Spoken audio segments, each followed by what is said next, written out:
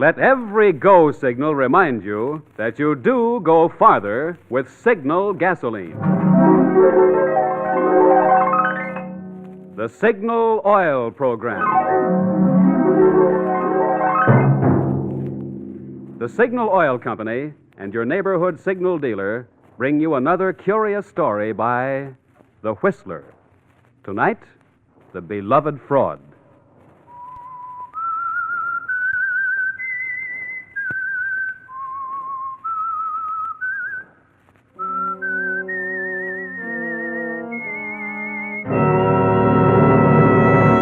I am the Whistler, and I know many things, for I walk by night.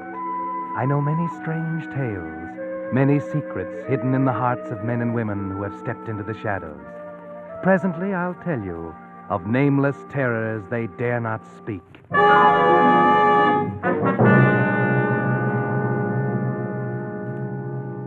In a moment, the Whistler will tell you his gripping story. But first, Signal Oil Company brings you an urgent message from the War Department. Smokeless powder for explosives, thousands of tons of it, are needed daily on the battlefronts. But do you know that 60% of all smokeless powder is made from pulpwood, the same pulpwood used to make paper? That's why Donald Nelson stated, "The most critical raw material problem facing our war effort today is the shortage of all forest products, including pulpwood." It's why everyone on the home front is being asked to help by cutting down on the use and waste of paper. Uncle Sam suggests that you accept items from the store unwrapped whenever possible. Bring back paper bags for reuse and save every newspaper, magazine, carton, and especially brown wrapping paper for the salvage drive. You see, 700,000 items of war going overseas all need the paper you're being asked to save. Each 500-pound bomb, for instance, takes 12 pounds of paper. So when you save paper, however little it is, you're doing your part to speed vital weapons that will end the war sooner. And now, The Whistler.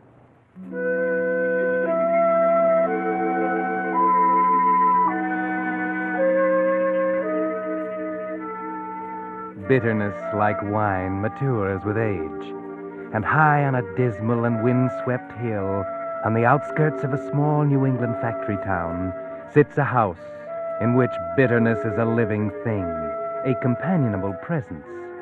It's an old house, weather-beaten, run down, with perhaps a touch of its own bitterness, a silent lament for splendor long gone. There was a time back in 1905 when bitterness was young and splendor was still present, and the Woodford sisters sat in the comfortable parlor before the winter's fire and read poetry to each other. Emma, graying, commanding, the protector.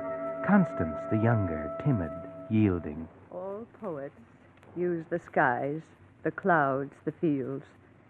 The happy violets hiding from the roads, the primroses run down to carrying gold.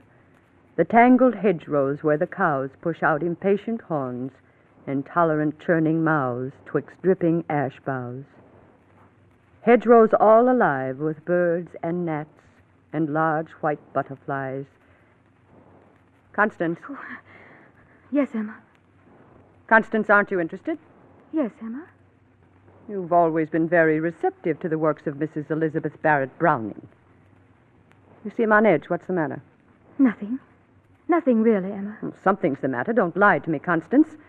You've been fussing and fretting all day, peeking out the window. Oh, Emma, for pity's sake. Constance! I'm sorry, but I was only looking out the window. I thought perhaps Mr. Willoughby might be coming by. He usually passes about this time. And why should you be so interested in the mailman? Were you expecting a letter? You know I'm not. You know how seldom anything comes for me. Only once in a while from Aunt Sarah or somebody like that. Constance, I don't believe you're happy. Happy? I hadn't thought about it. Not that way. I don't know, Emma. After all I've tried to do for you. Yes, I know, Emma. Oh, please don't think me ungrateful. You've been wonderful. I've been a mother to you, Constance, ever since dear Mama left us. I know. And now you tell me you're not happy here. Act bored and fidgety, almost like I was keeping you prisoner. Always wanting to go out. But if only we went out just once in a while. If only for a walk in the village. It's not a fit place for ladies to walk unescorted. No, I suppose not. But we never have anyone to escort us, ever. Unless... Emma, perhaps old Mr. Willoughby would escort us to the village sometime. Constance, have you lost your mind? A postman. But he's a very nice old gentleman. He's the only person I ever see, except Dorothy. And I like him. The only people you ever see. The postman and our housekeeper. And what about me? Oh, you. Of course, you, Emma. I always see you. But you'd rather be with the others. Oh, yes, don't think I don't know how Dorothy brings you tea in your room and sits and talks. A common housekeeper. But she's very nice, Emma. And genteel, too. You said so yourself when you hired her. A good family, you said, not like a servant at all. But she is a servant now, Constance. Our servant. I've heard you laughing when you thought I wasn't around. Well, why shouldn't we laugh a little? Why shouldn't people laugh and have fun, be happy? Oh, Emma! There. Don't cry, dear. Of course you should be happy. That's what I've tried to do for you. Because I love you, my dear, and because I promised Mama that I'd look after you. Make a home for you. I know. I'm sorry to be so hateful, Emma. You know I appreciate what you've done. Well, let's say no more about this now, dear. You run up to your room and dry your tears. I'll have Dorothy bring up a warm cup of tea. And then you and she can have your talk. You'd probably planned on that anyway. Oh, Emma, don't be angry about Dorothy. It's not that I enjoy her more than you. Honestly, it's just that she tells me things. Things about the outside, the city, the world, people. I like that. You're tired of your home here, aren't you, Constance? No, Emma, I'm not. It's a very nice home, I know that. Only I had hoped that I might see the city, go on a holiday, a little trip or something. But you always say no. Yes, dear, I always say no. And I know what's best for you.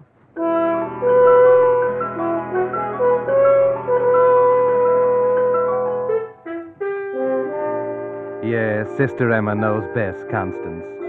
She's always known best, and before her it was dear Mama whom she adored. You should be grateful to have someone else looking out for you, taking care of you, running your life for you. But you're not, are you, Constance? You're unhappy, desperately unhappy. Here you are, Miss Constance. Some nice hot tea. Oh, thank you, Dorothy. There, dear. Now you mustn't carry on so. Crying spoils your pretty eyes. Oh, Dorothy, what am I to do? Do? There's precious little you can do with her running you like you didn't have a mind of your own. But I do have a mind of my own. I'm not a child. Of course you're not. You're a grown woman, and you're not getting any younger. If ever you're going to get out of here and find happiness, you'll have to do it soon. I know. Perhaps it's too late now. That's what I keep telling myself. Too late, fiddlesticks. You're only 35. And there are plenty of gentlemen who'd find you very attractive. Do you think so, Dorothy? Do you really think so? Of course I do. If ever she'd let you go into town by yourself, you'd see. The men would stare. Oh, Dorothy, we shouldn't talk like this. What would Emma say? She'd say it was wicked, no doubt, because she hates men. Why, I don't know. But she's wrong. Why should it be wicked for a woman to want the men to notice her? It's natural. Every woman should have the attentions of a man, fall in love, get married. Do you really think so, Dorothy? Of course. And you'll find one yet. Don't you worry. Oh, it's not that. I've never thought really and truly about getting married or anything like that. Never seemed that I was meant for anything like that. But just to meet people, other women and men, see something besides the insides of this house. I know, and you shall. Why shouldn't you leave her and live your own life? But she'd never let me do it. She's so strong, and she'd find a way to stop me, to bring me back. Perhaps I can help you. You, Dorothy? Yes, Miss Constance. What you need is a man who will come and take you out of here. Then Emma would have nothing to say about it. But where? Where would I meet a man? No one ever comes here. Perhaps one will, if we work it right. What do you mean, Dorothy? I have a cousin. He's a fine man, a widower, and just the type for you. I'm sure you and he would find each other very interesting. Does he live here, in the village? No, he lives in New York. In New York? The city? Mm-hmm. Oh, but Dorothy, how will I ever meet him? By letter. I'll write and tell him about you, give him your permission to write. You'll have many things to say to each other, and perhaps, who knows, what may come of it.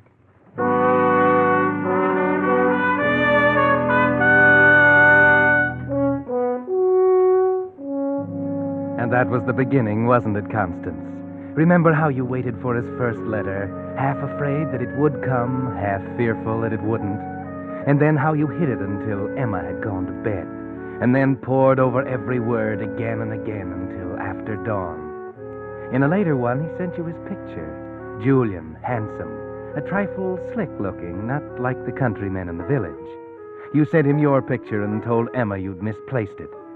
And then, after months, came the letter asking you to marry him, telling you he was coming to the village to get you. And the last letter, that day, you read it in the grape arbor and came running in to tell Dorothy. Dorothy! Dorothy! Constance, such noise. Emma!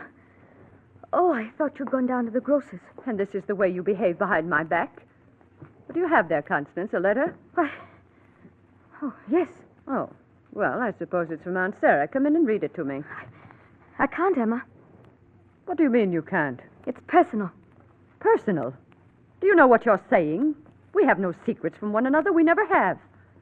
I always read you my letters. But this is personal. I can't read it to you. Constance, you're acting very strangely. Let me see that letter. No, no! You're hiding something from me. Let me see it. No! You're hurting my arm. Constance, baby. What have I done that you should treat me this way? Haven't I always thought of you? Always before myself? And now you tell me you have something private and personal between us. Oh, I'm sorry, Emma. I didn't mean to hurt you, really. But, well, I suppose I might as well tell you now. You'll know soon enough. He's coming here tonight. He? What are you talking about, Constance? Julian, my friend. This is his letter telling me he will be here tonight. You've written to a strange man behind my back. There's nothing wrong with it. We've just exchanged letters, such nice letters. He's told me such wonderful, interesting things about life in the city. Constance, how could you do anything so sinful? Please try to understand, Emma. Perhaps you're satisfied to stay here in this old house all your life, but I'm young and I have a right to some happiness. I want to get out, to live. So, this creature wants to take you away. After all I've done for you. Grown old caring for you, giving up everything for you. No, Emma, you've given up nothing. Everything is just the way you want it. You keep saying that you're taking care of me for Mama, but you're not. You're keeping me tied here, trying to make me give up everything for you. And I can't do it, not any longer, Emma. If Julian will take me, I will go away with him. I will marry him. Who is this man? How did you meet him? He's Dorothy's cousin. She told him to write. The relative of our servant. You said yourself she came from a good family. He's just as good as anybody. He's wonderful. What do you know about him? Everything. He's been writing regularly for 6 months. He's told me everything. You fool. You fool. Why do you suppose a man like that would want to marry a country girl 35 like you? Don't you see he's after your money? Dorothy's told him that you have money Mama left you. That's all he's after. That's not true. Oh, isn't it? Well, you'll never get the chance to find out because you'll not go off with him.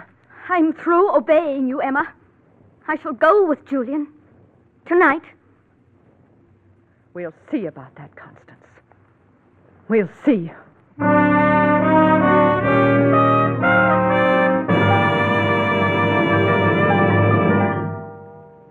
You're listening to The Whistler, brought to you by your friend, the Signal Oil Company, marketers of famous Signal gasoline, your best buy today. Remember to let every go signal remind you do go farther with Signal gasoline.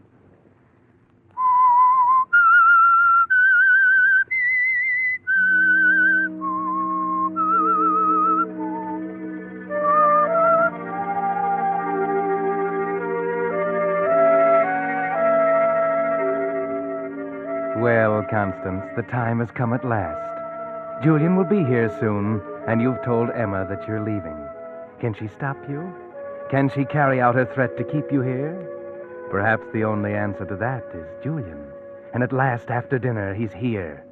Here is Julian, Miss Constance. Constance? Oh, Julian. Come in. Do come in. Constance. So at last we meet, face to face. Yes. I hope it's not a disappointment. Disappointment? Anything but that. You're just as I expected you to be.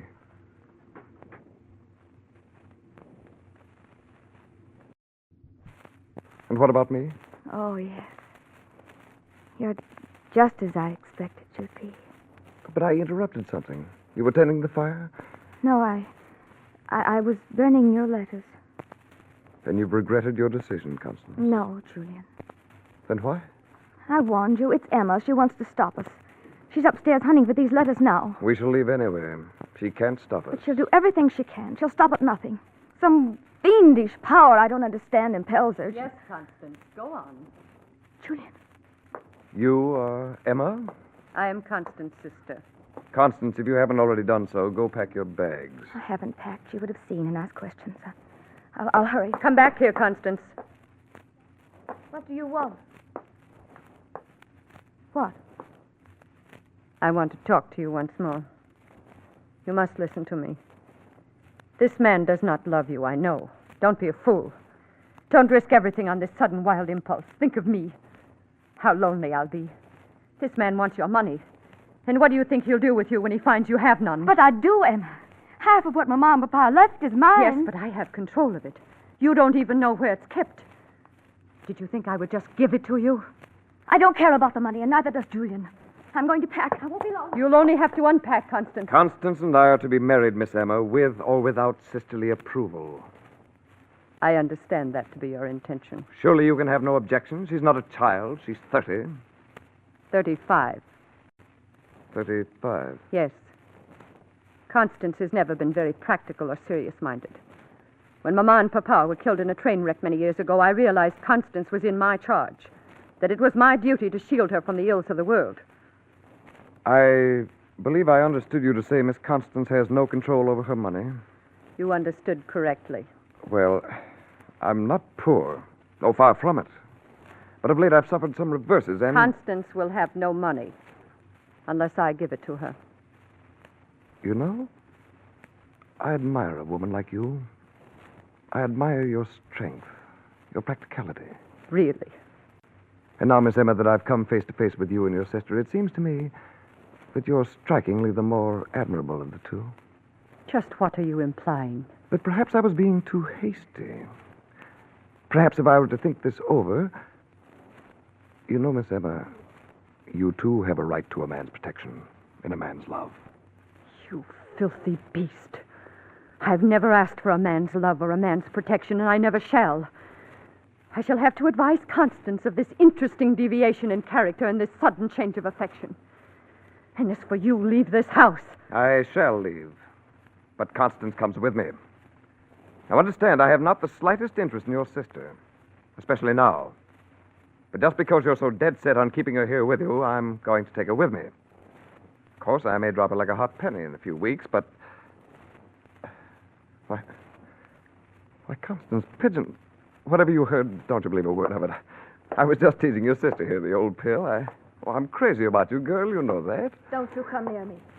Don't you dare. Why, Constance, after all the sweet, endearing things you said in your letters... Get out of this house. Say, who do you think you're talking to in that tone of voice? You'd better leave. No. No, I think I'll stay and sit a spell.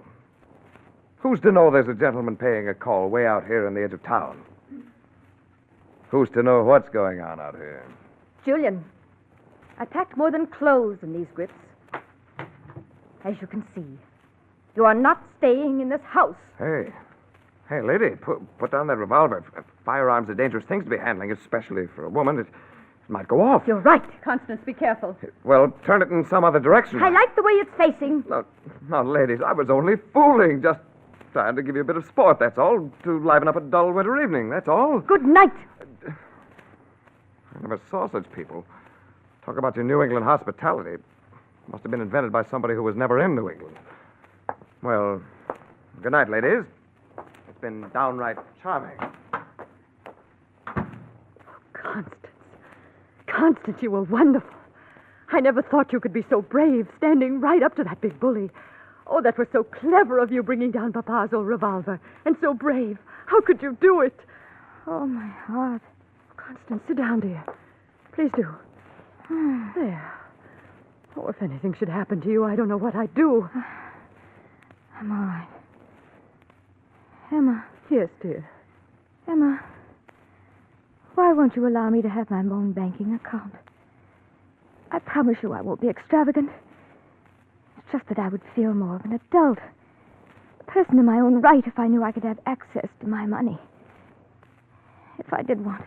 Constance, you were so brave and so forceful. Of course, I shall see that you have access to your money. You saved my life. And you will let me have my own account? The money isn't in the bank, Constance. It's not? No. It's right here.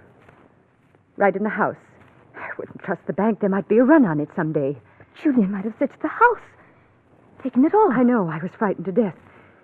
Your facing him with the revolver was the only thing that saved us.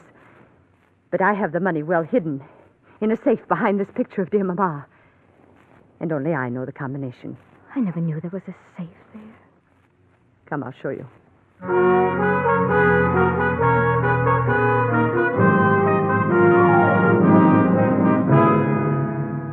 Emma, relieved of her fright, is more human than you've ever seen her, isn't she, Constance? She seems really happy as she goes to the safe and opens it. There it is. All there. You didn't know we were so wealthy, did you, little sister? How much is it, Emma? At my last count, it was a little over $250,000, including the bonds. Mama was so wise. She made Papa invest in only the safest things. So you see, All dear... right, ladies, if you'll just hand over the contents of that safe. Phew, Julian. I availed myself of your servant's entrance, Miss Emma. Informal, but practical. Constance, the revolver there on the floor. Get the revolver. I have the revolver now. Now it is my turn to give directions. Back against the wall and let's not have a sound from you. Don't know who'd hear you way out here if you did yell. Constance, do something. Don't let him take our money. What'll happen to us? That's our security. Our future, our happiness. My security, my future and happiness, Emma. Don't worry, he's only taking my half. What do you mean? Julian and I planned the whole thing. Only we didn't know it was going to be this easy. I thought I'd have to draw the money out of the bank. It's much simpler this way. What are you saying, Constance? You can't know what you're saying. Oh, yes, I do know. I thought it would take a fright to make you part with my money. Well, I wrote Julian it would be a battle, and he suggested this little plot.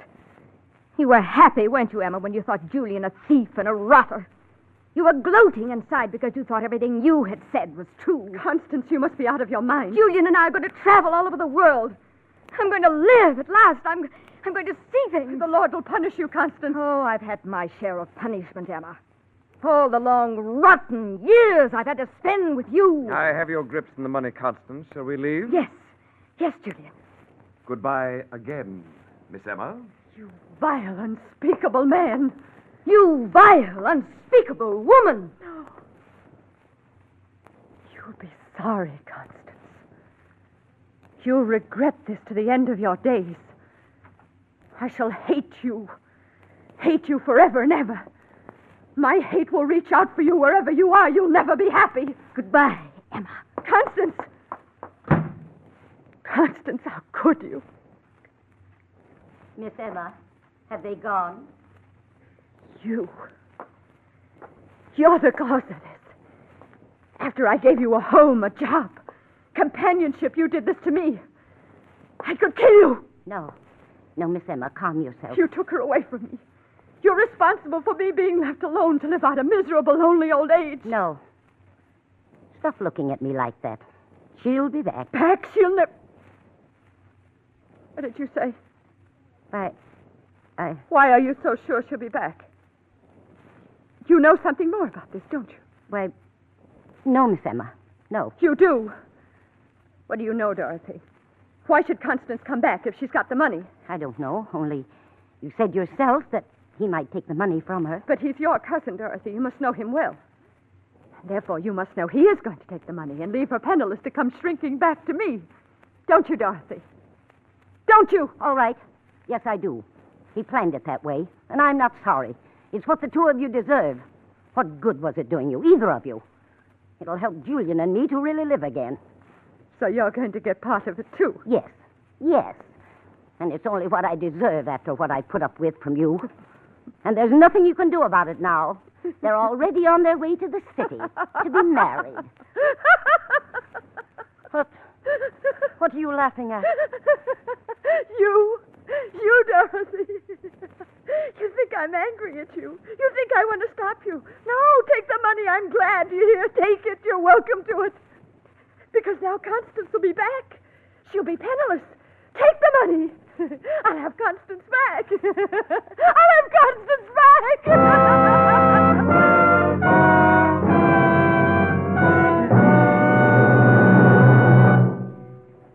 But that's not all of this strange story. In a moment, the Whistler will be back to tell you what really happened. And while we're waiting, here's the modern version of that old story about the lost horseshoe nail. Just one nail. But for lack of it, the shoe was lost. Then the horse, the rider, and as a result, the battle was lost. Well, this year, Uncle Sam says 1 out of every 12 cars will be lost. That is, go off the road. Many of them because just one vital part has worn out, which can't be replaced today. That's why your signal dealer takes no chances of missing even one part when he lubricates your car. It's why he uses the famous signal safety chart, on which the maker of your particular car has indicated every lubrication point and the exact oil or grease it should have. Before your signal dealer returns your car to you, he checks every point against the safety chart, not just once, but twice. This double protection is Signal's way of assuring you that your car won't be the one in 12 that goes off the road because some vital part wore out from lack of lubrication. So if it's been 1,000 miles or 2 months since last lubrication, play safe. See your neighborhood signal dealer for a Signal safety chart lubrication. And now, back to the Whistler.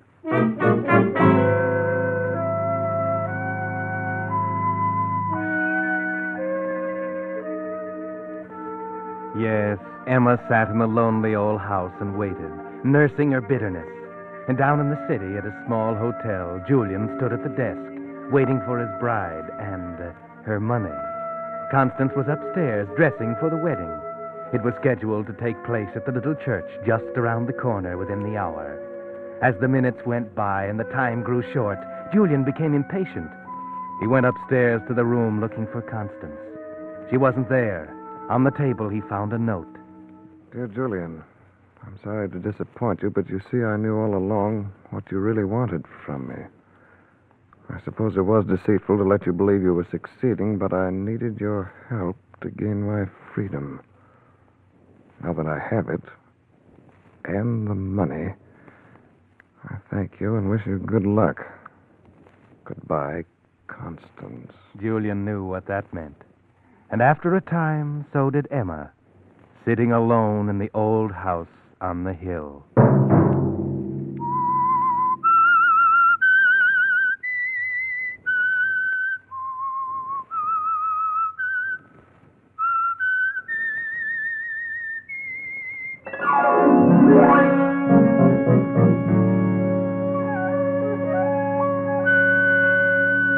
Next Monday night at 9 o'clock, the Signal Oil Company will bring you another strange tale by the Whistler, the curious tale of the twins. The Signal Oil program is broadcast for your entertainment by the Signal Oil Company, makers of Signal's famous Go Farther gasoline and motor oil, and by your neighborhood Signal Oil dealer, who is at your service daily to keep your car running for the duration. The Signal Oil program, produced and directed by George W. Allen, with story by Victor Kushner and music by Wilbur Hatch, is transmitted to our troops overseas by the Armed Forces Radio Service. Bob Anderson speaking for your friend, the Signal Oil Company, and suggesting once again that you let every go signal remind you that you do go farther with Signal gasoline. This is CBS, the Columbia Broadcasting System.